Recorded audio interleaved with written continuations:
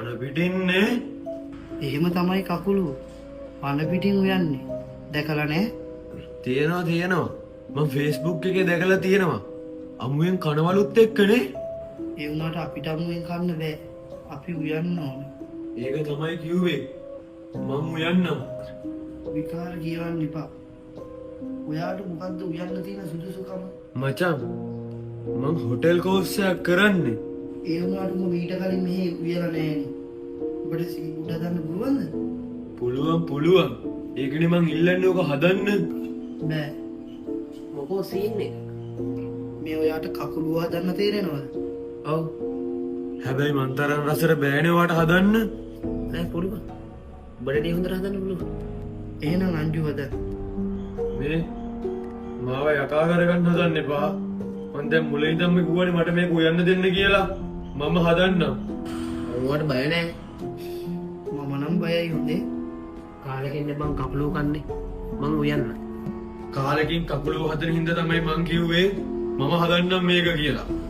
මාව මිනිමරුවෙක් කරගන්න එපා. අඩ ඔවේ මං කලින් කිව්වා මං උයන්නේ. හරි. ඔයා උයන්න. අඩෝ මේ මම මුලින්ම කිව්වේ මම තමයි උයන්නේ. ඔය දෙන්නම උයන්න.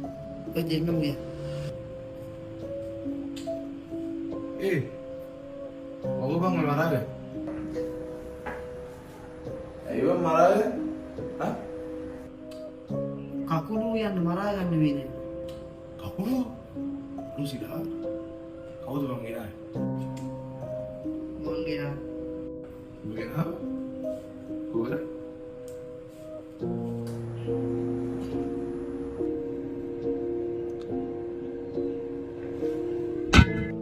කොහොමද? පන පිටින් ඉන්නේ. ඒක තමයි. කොහෙන්ද බං ගෙනාවේ? හන්දේ මාළුලැල්ලෙන් එන්නේ. නෑනේ. නෑ. මාළු ලෑල්ලෙන් නෙමෙයි. මම හිතුවා මාළුලෑල්ලෙන් නෙමෙයි කියලා. ඔයා කොහොමද හිතුවේ මාළු ලෑල්ලෙන් නෙමෙයි කියලා? හිතුවා කියන්නේ මේ ඉන්න මං අද උදේ අර පාපිස්ත ගෑවෙන් කරල්ලපු ගෝනුස දෙන්නේ. කොන්සෝ කකුලෝන මේද? ඔයාලට පැනලා. नीला चांसा गए दिवस किनी बसे मल्ली अभी घूमी वगे रामा तमाए वे